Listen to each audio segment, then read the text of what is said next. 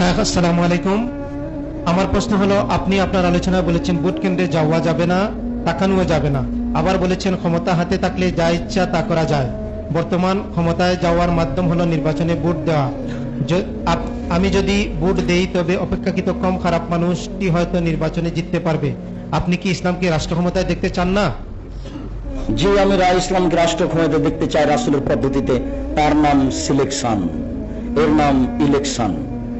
ইলেকশনে সিলেটের একটা ছেলে দাঁড়িয়েছে, বৃত্তশালী, লন্ডন থেকে পড়ে এসেছে, মাস্টার ডিগ্রি পাস, অতীব সুন্দর, ভদ্র, নম্র। ও ভোট পেয়েছে 2999। আর সিলেটের একজন মৌচি ম্যাথর দাঁড়িয়েছে, ও ভোট পেয়েছে 3000। বলেন কে নেতা হবে? মৌচি নেতা হবে।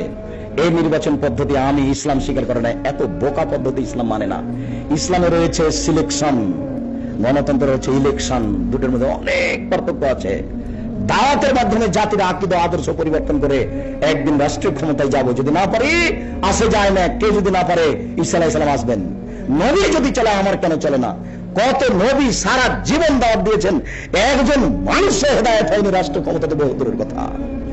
এখন তো সিলেট শহরে হাজারো মানুষ আমার সামনে, এটা আমার অনেক পাওয়া। নেতৃত্ব নিতে হবে, এর জন্য জন্ম নিনি। নেতাকে আহলে হাদিস বানাতে হবে, এই জন্য জন্ম নিয়েছি।